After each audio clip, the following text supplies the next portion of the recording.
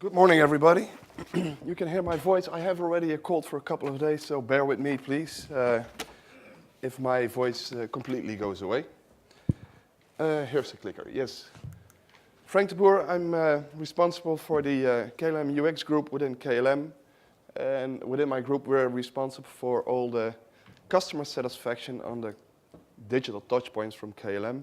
That's the user insights group is in my team, user experience group, and the content group. A little bit about KLM, 95 years young. Actually, this October we're going to be 96. The oldest airline still operating under its original name. We're very proud of that. And we're planning to stay here for a long time. But even we passed the 65, we're still challenging, we still have a huge challenge. 134 destinations, 67 countries, and 26 million passengers a year.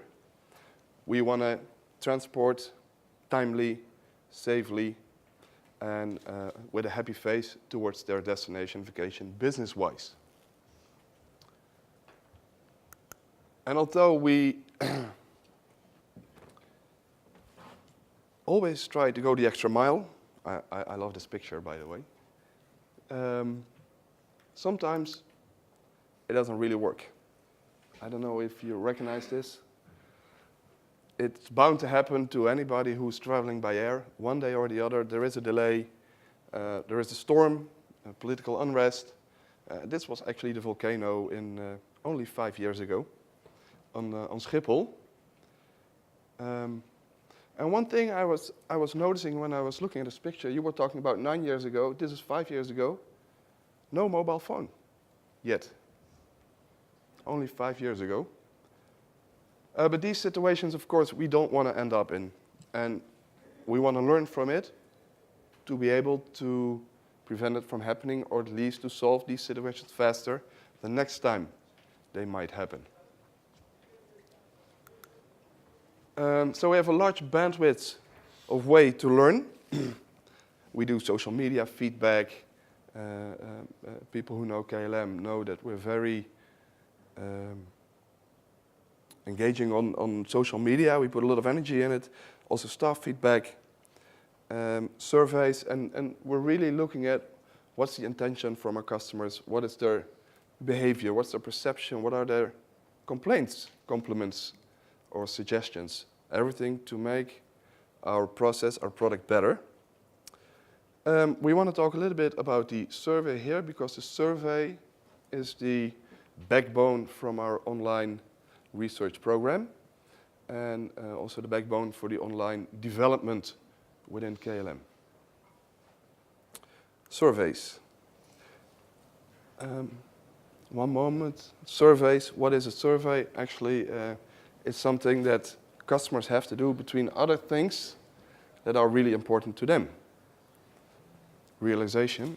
As for us, it's extremely important, but for them, it's a nuisance between their daily task, looking for a ticket or something else. Just a little mindset. As KLM being a very technical company, we're an airplane company, we come from a very technical history. We've done great in making paper forms for operations, and we're very effective if you understand the process and know what you have to do. And actually, we translated that also to the web. We ask everything, we give one way of answering the question, radio buttons, and if you don't know, or if it's not relevant to you, we tell you, well, you might say, I don't know it. Well, how smart does the customer really feel when they have to say, well, actually, I don't know what you asked me? Well, and we found out that 2 years ago that this didn't work for us anymore. We saw decreasing completion rates. We saw that the deviation in answers were getting smaller, so a lot of neutral. And we decided to completely redo our online survey for all digital touchpoints. We threw away everything and said, okay, how will we start this project? First of all, since my responsibility is the customer satisfaction, we have the insights specialist, but we also have the user experience specialist. So why do we not transfer that knowledge into this project? We start this project based on a user-centered design approach. It's a real design project. How can we convince the user to help us to fill in the questionnaire? And ask the visual designers to make it look pretty, as our interaction designers to make it in a logical flow, and even our copywriters to give it a good readable text instead of our own internal wording. It was fun to start with, brown paper sessions, a lot of energy. But in the end, did it work? Well, I would say instantly after we put it live in December 2014, we hit a 95% completion rate. It was up 200% from the day before. It's a little teaser. How did we do it? First of all, make it easy for the customer. Step out of the box and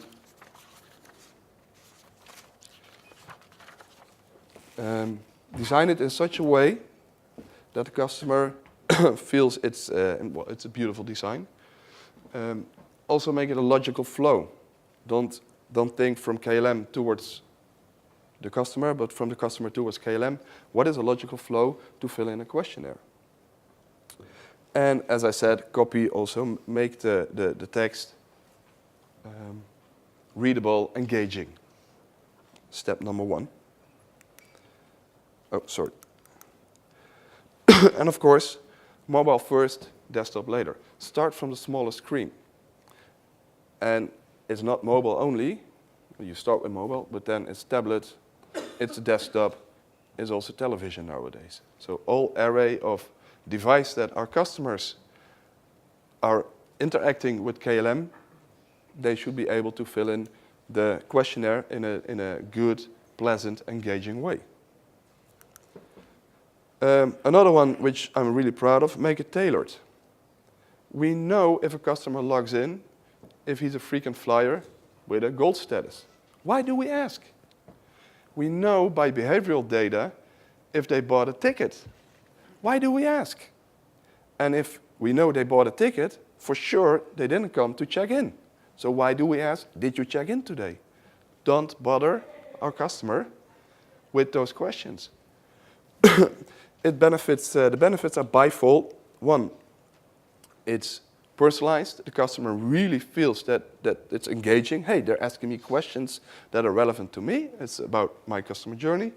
And the second is, you can make your survey much shorter because all the relevant questions are not there.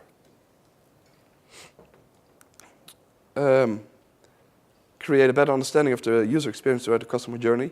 Indeed, also rephrase the customer journey towards their customer journey, not ours. So instead of ready for check-in, I'm going to fly. And it's more on the copy side, as I mentioned before.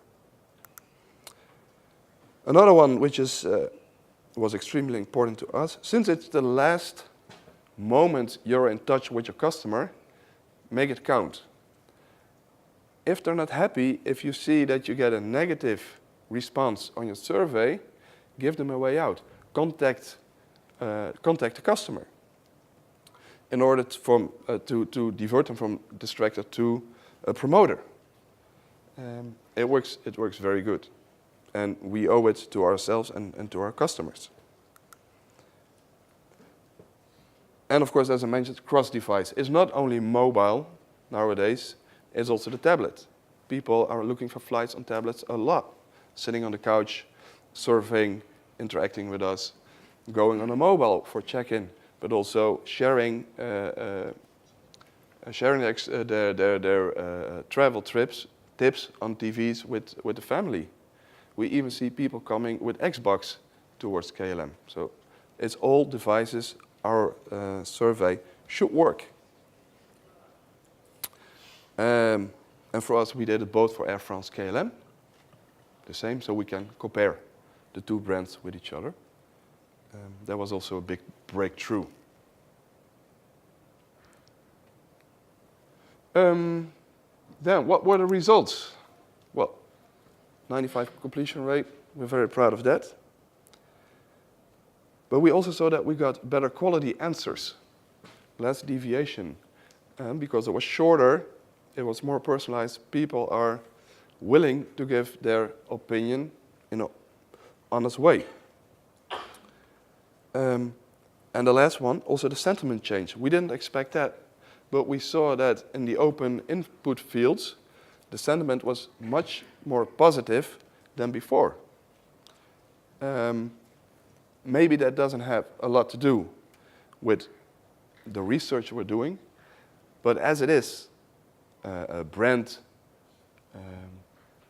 connection with our customers, it's very important that they end the last step in the customer journey in a positive way. So next time they think of KLM or Air France again.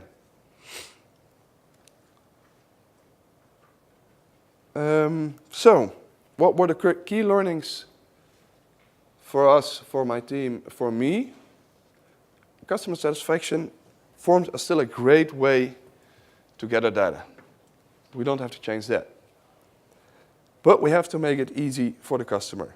We have to make it relevant. We have to put a lot of energy in it to design it well, to give it a pleasant experience, and to engage with our customers. And since service are the last brand contact, make it count. Offer them a way out if they're not satisfied, and make it look good, make it a good feeling for our customers.